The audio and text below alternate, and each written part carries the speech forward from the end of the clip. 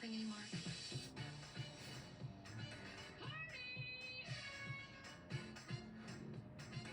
Wow.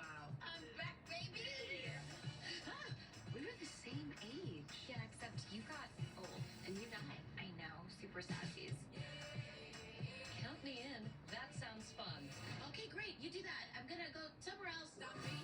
I'm me. 1, 2, 3, no apologies. I'm me. How sweet. Sam, why don't you come up to my office? Try out my new massage chair. I had them take out the restrictor plate so it really gets in there. Damn, Lexi, I didn't know you were a bit of a NASCAR fan and that you got your massage chair, I should say, from Daytona and Talladega. Welcome back to Daytona. It's the big one, gang. It's the big one. It's what we've all been fearing. This kind of racing is going to happen. Yes, and I feared that it's almost 1 a.m, meaning it's time to get my ass to bed so I can get on the bus at 7:30, 7:45-ish in the morning to start work at 9. So, therefore, I'm going to have to rewatch this episode on Hulu tomorrow when we make it back so it can be refreshed in my memory again. I'll see you all tomorrow. The next day. Welcome home. So therefore, standing by the edge of the counter next to the morning room can only mean one thing. It's garbage time. And I'm not talking about the sports terminology mostly used in basketball, but the fact that we got to take out more garbage. Now, this time, from this point going forward, when we get to Spring is in the Air and Fun in the Sun Season 2 and Season 3, respectively, we're going to be extra careful when we're recording videos walking down our own driveway, not to get the address and stuff like that. So, therefore, we just got to be extra careful and not, to actually give away our own address or other people's address or even the street signs. That way people don't look us up and rob us for our damn home invasion.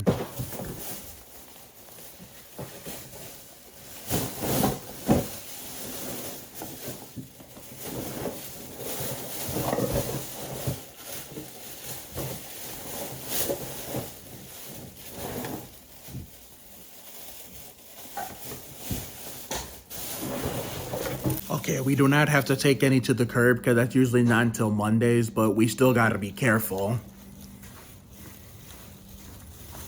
Okay, you're not getting my address, bitch. How are we going to manage this? Oh, there's nothing there, so we're good. Yeah, you're lucky you didn't catch anything. Okay. I got to check the tape to make sure I didn't hit the other side, which actually obviously does say it as clear as day. I mean, you can barely see it over there, but the light kind of helps cover it up, so I think it'll be all right.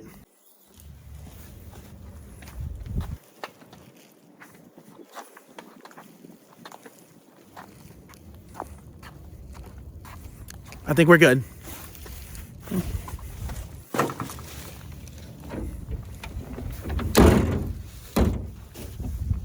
Now we check on the waste baskets like Kevin LePage. Got the waste baskets, and just to be on the safe side, we're going to cut straight to me putting this in the can.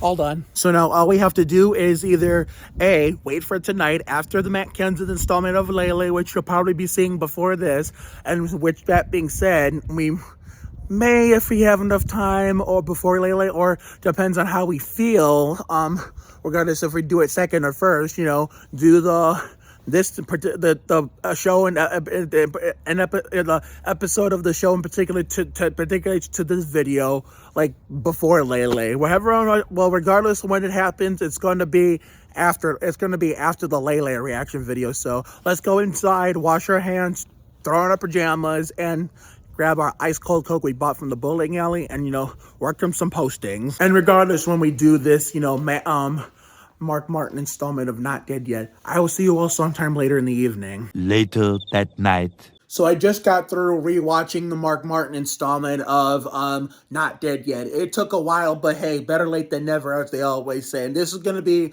the last video of the last true Winter Wonderland video before the finale tomorrow and Saturday, which will go up early Sunday. So, therefore, and just in time, yeah, we hit the winter. And I just want to say thank you all for 250,000 views. It really means a lot. And not no perfect time to hit it. Then we're finally telling Winter to get the fuck out of here. AKA finishing season 2 of Winter Wonderland. And there's going to be a big size gap in terms of free space between tomorrow and Saturday until the very first day of spring is in the air, season 2, whenever that first nice day after this weekend might be. But anyway, let's hurry this up. It's 12 in the morning, and in less than an hour, I got to get my ass to bed so we can film this epic real-time vlog style 2-day special documentary. So anyway, the Mark Martin installment of Not Dead Yet. So, man, where do I begin? There was quite a bit to unpack. I wouldn't say a little bit or a lot. It's like in between. So, first off, I'll start with the easy stuff I can remember best. So, when Dennis, Cricket, and Sam were stealing all the food from all the vendors and the concession stands, it totally reminded me of something that we didn't live in La Vida Lab. I didn't do it. Mrs. Oliveras didn't do it.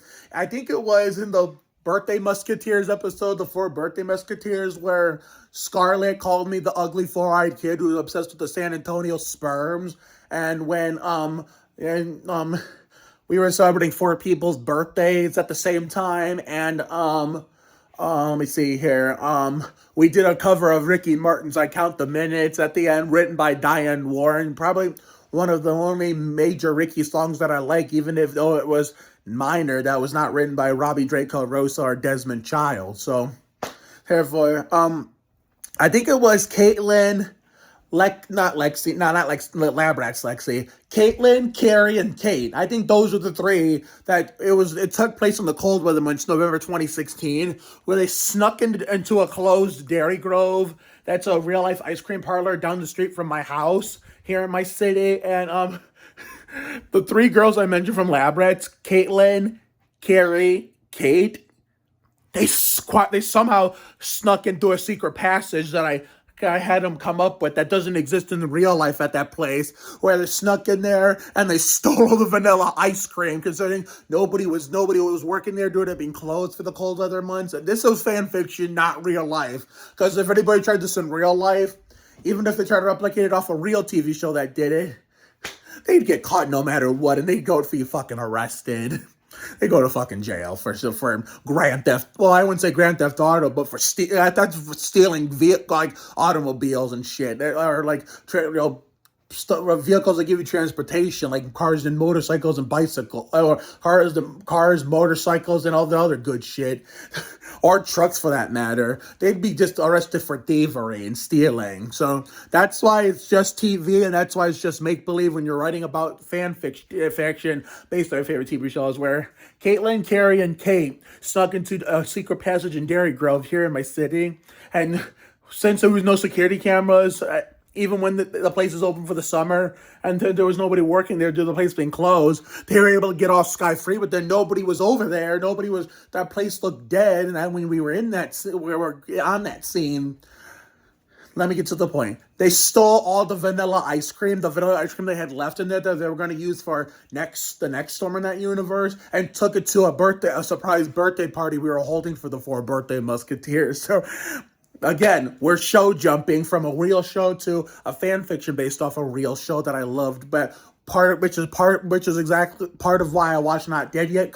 Shout out to Melly Flanagan, who played Principal Perry on La Vida Lab. Which is part of why I watched this show, along with Joshua Bande from another show that I actually watched tonight, for the Matt Kenseth installment, another Roush installment, That Girl Lele. So, another show jumping conspiracy, and I can never get away from them. And then Edward showed Cricket who feared that she was not going to enjoy the festival without her husband, who we've seen twice this season in a ghost form, a human actual ghost form, where the only one who can see or touch them is Nell. Anyone else can't see them, or even if they could, they don't have the ability to talk to them or make contact with them.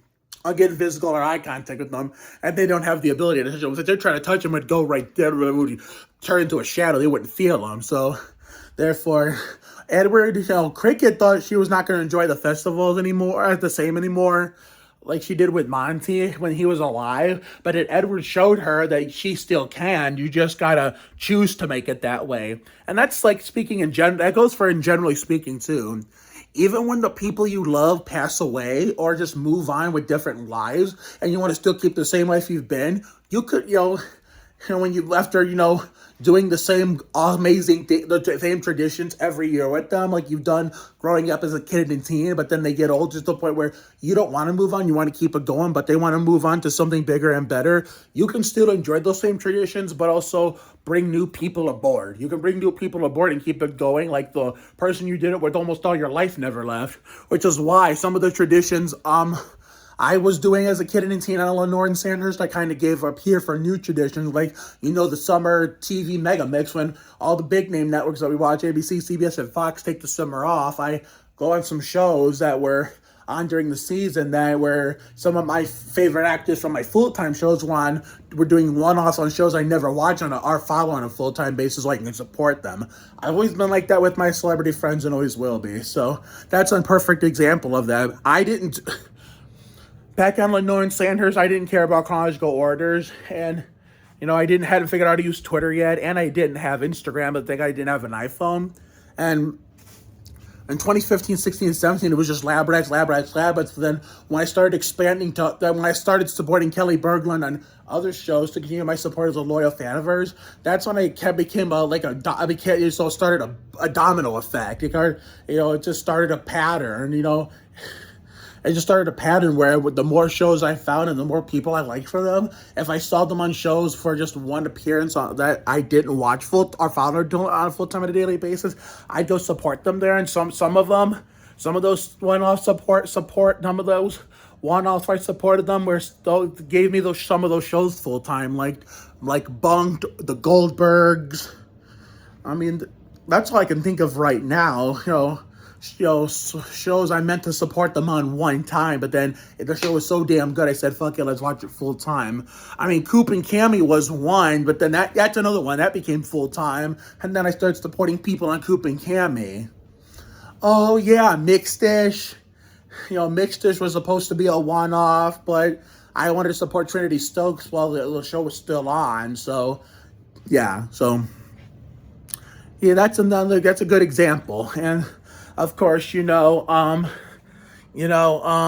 see. Well, I mean, of course, what the fuck am I doing? Oh, yeah. Nell was struggling to share Sam with Lexi, considering, Nell and Lexi don't like each other, while Lexi loves Sam as her best friend. But then Lexi showed a really bad side because she was upset that her father didn't make it again to one of her milestone events where and I'll get to it in a little bit, but later talks about it towards the tail end. And then that Terry lady who was trying to warn her like Ward Burton, you got to share your friends. If you don't, things could go horribly wrong. And so that's what Nell did. She decided to steal Lex and Sam away from Lexi for a little bit after, Lexi, said all those horrible, nasty things to her. And then I already knew what happened, so I didn't have to, anticipate anything. When Sam said she was going to go tell Lexi off, Nell was in the porta potty, which Terry was in the whole time because she knew that Nell would do something stupid like that. So Sam stormed off to tell Lexi off, and when I saw the real-time airing last night, I actually thought that it was actually going to happen. We were actually going to get to see it, but it turns out it never happened. Otherwise, when it cut to the scene with the elevator going up to the top floor of the skyscraper, Sam would have been in there yelling at Lexi already mid-sentence as we got to the scene for the first time. So when Nell went to check on her, I mean, she just said, okay, you're sad, fuck you. That's exactly what you deserve, bitch. I mean, she didn't really say it like that, but that's the way but her body language is how, she didn't say it like that, and her body language didn't say it like that, but that's how she meant it with her body language. She didn't say it like that with her body language or her words, but that's how she meant it. So when they were in the elevator with Terry and that puppet, again, because Terry was pretending to be pretending that the puppet controlled her whole self, and, that's what Nell didn't like. Nell did not like that at all, and, oh yeah, how about that intro scene with the bathroom? Who the fuck were those people? I know the guy in the shower was Nell's dead dad, but I didn't know who the fuck those other two people were standing behind Nell while she was brushing her teeth, and then, Edward had to come in there taking a shit really, really bad. And she's like, okay, that's TMI. I don't need to know that. Even though there was no bad words in that. That's not the way she said it, but the context is what she actually said and how she meant it too. So, but yeah, I mean, so therefore, I mean, Terry was the pretended though the puppet was controlling her as but that she was she was pretending that her whole personality as a person was the puppet, but then she stopped being stupid and actually came out as her actual self, and then she gave some words of wisdom of a story she experienced as a child, something similar, and then what she learned from it, where she can actually help people who are hurting feel better in many different ways, and she said to Nell, if I could do it, I could help me, and if it could actually help me, and teach me how to help me make other hurting people feel better like it did for me, then you can do the same for Lexi, and maybe Lexi can do the same for other people. The domino effect.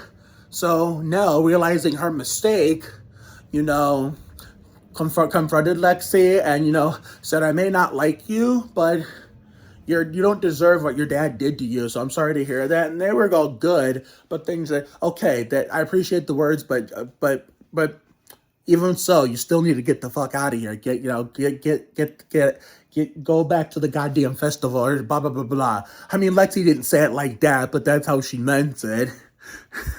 And then the last part was when I don't need to talk about the whole, Tina making Nell think that Terry came back again, because that's why she said, Tina, give me the puppet, because Nell wasn't falling for that shit again, because she already wrote the obituary, and Terry was gone back to heaven for the remainder of the show's run, along with every other dead character that came into play that we may or may not see again, because we'll have to see. But, so when Sam was in the car, sitting there, gathering her thoughts and being all sad, Nell came in there and told her exactly what happened between her and Lexi at the workplace on top of the skyscraper, and she said, hey, I may not ever love Lexi, but I just may not look for. She does have a good side, but I choose not to look for it at times. And today I got to do so when she needed it, and so therefore she just said she didn't say it like this, but the context of what she said, how she meant it like this.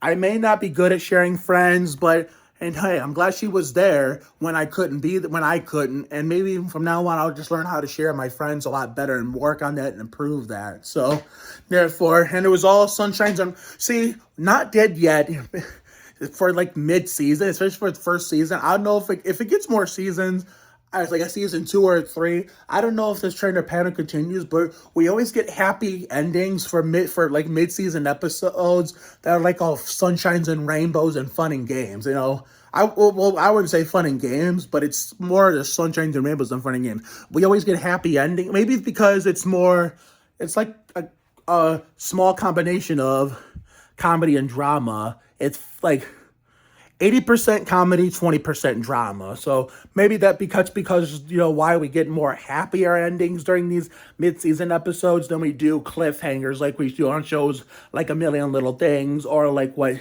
Olivia said, like This Is Us, used to do. And this is what we learned when we did last year's TV Mega Mix, when we supported Olivia Sanabia from Coop and Cami. So yeah, I mean, A Million Little Things does that. The Big Leap did that. Promised Land did that.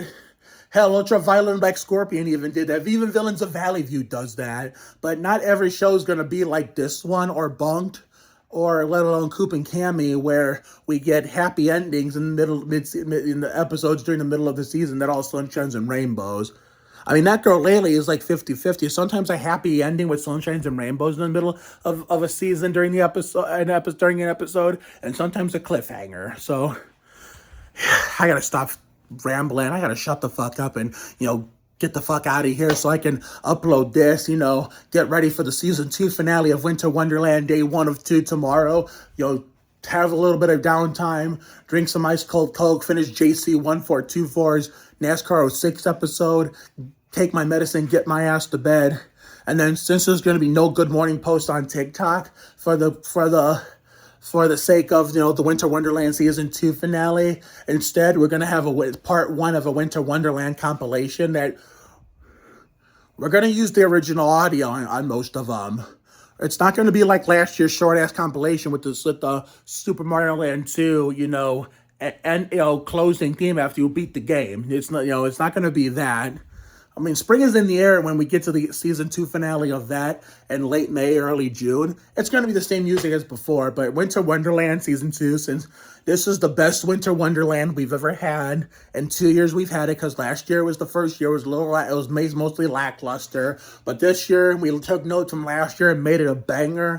But still, my point remains the same. No matter if every winter could get better and better based on a trend and pattern every year, I still hate it and hate it the whole time it's here. And then every year when it comes to an end, I still tell it, get the fuck out of here. This is what we're gonna finally do tomorrow and Saturday. So until next time, this is Mark Oliveira signing off. Man, thanks again for 250 grand of views. I mean, views. Yeah, if I said subscribers the first time I meant views, it really means a lot. My next step, generally is 2,000 subs, and my next step personally is 2,500 subs for the round 2 top dollar amount on Wheel of Fortune when I was a little kid. Have a good night tonight and a better day tomorrow. Take care have a good night. Almost did the old outro for a second. Wait. Have a good night tonight and a better day tomorrow. Life will give you a lot of lows, but when you hit a high, enjoy it. It ain't for the weak. Goddamn. Pace yourself. Bring your ass. Be you. You have to try harder to do less. You can't deport a dream. Sometimes the worst things in life lead to the best things. Always bet on the side of love. You got to check yourself before you wreck yourself. Sometimes you just got to be present. You never fail until you stop trying. It never pays to worry too much about things. It's never too late to turn the day around. Another day on time. Another day to shine. Sometimes you just gotta flock yourself, trust your instinct, stand up for yourself, not back down to anyone. All for one, one for all. Sheila Vec different. You gotta bounce. Just when you think things will never be okay again, here comes a miracle that proves you way wrong. A connection can happen when you least expect it. Take care, everyone. Good night. And what you're gonna be seeing in the Winter Wonderland Season 2 two-day finale in a style of a real-time vlog-style documentary. Ricky Martin karaoke with Pam Linebaugh, Lola Lola, where I'm singing in Spanish, she's dancing, and then we're not going to record any more footage at work. We're just not going to. I mean, we'll be lucky if we'll take some drinks tomorrow just so we can drink it out at work. Drink out the last work day of Season 2 of Winter Wonderland, and then we're going to come home, clean up my room, get that on camera. That'll be the end of day 1. Come down here, go to the messy ass office and studio and do the Jimmy Spencer through Ryan Newman installments of the Really Loud House, and then that's gonna be uploaded tomorrow. That's gonna be done and uploaded tomorrow. And then Saturday we're gonna get up early. We gotta go to bed at a reasonable time tomorrow night. Not too early, but also not too late. Record the haircut. Record the facial shave. Go see the Love Doctor, Marco Farago, for his 14th birthday. Celebrate, have a weekend with them there. And then we come back. We get Mama, my grandparents, Mama and Papa, and my mom, toast dealer, Linda, into the family room. We give my mom the phone.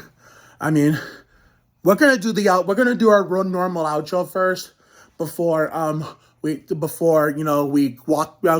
walking back home from Marco's. We're walking back home to the Love Doctor. We're gonna do that first because I want to make sure I don't slip the wrong expletive in front of my grandparents because they are a little sensitive to bad words. Some into some, not all, but like the granddaddy ones, like the F-bomb, they're sensitive to it because older. Like elderly citizens are more sensitive to bad words than any other generation of people age-wise, you know what I'm saying? So that's why I gotta be careful. So I'm gonna do that first, and then I'm just gonna say take care everyone, good night, and then it's gonna be a special outro. I'm gonna say take care everyone, good night, and then we're just gonna cut, and I'm gonna say take care everyone, good night, and then how am I gonna say it? I'm gonna say take care everyone, good night, and then we're gonna cut to the living room where my grandparents are standing 3 by 3 and 3 wide, they're side by side. My mom's recording, and then I'm gonna stand in the middle. My grandma next on my right, my grandfather on my left, both with their canes and walkers. And I'm gonna say to Winter Wonderland Season 2, this was a banger, bigger than last year. But you need to get the hell out of here because my fans, followers, subscribers, and friends out there, I will see you guys on the other side for Season 2 if spring is in the air, whenever that may be, and then we're just gonna dance it out. We were practicing the one day, so this is gonna come in handy Saturday after we're done with all the other stuff we got going Friday and Saturday. So it's a big day tomorrow and Saturday, so you won't want to miss. And Sunday, it's early. We're gonna schedule for a Sunday morning upload. You won't want to fucking miss it. It's the first of many big projects for my YouTube channel for 2023. So see you later, everyone. Hang on one second. Oh yeah, that's right. Part 2 of the Winter Wonderland compilation with the original audio. That's cool. I'm gonna have to figure that out. It's either gonna have to be A, the original audio for everything, or B, a sync sound compilation with just a random sound over all the different clips from the second half of Winter Wonderland. All compromised as one with just, all the original sound muted and just a random audio clip or tune playing over it. I'll figure that shit out. When, sometime tomorrow or Saturday. But yeah, let's get the fuck out of here and we can say goodbye for real. Okay, we're done. See you later, everyone. Big day tomorrow.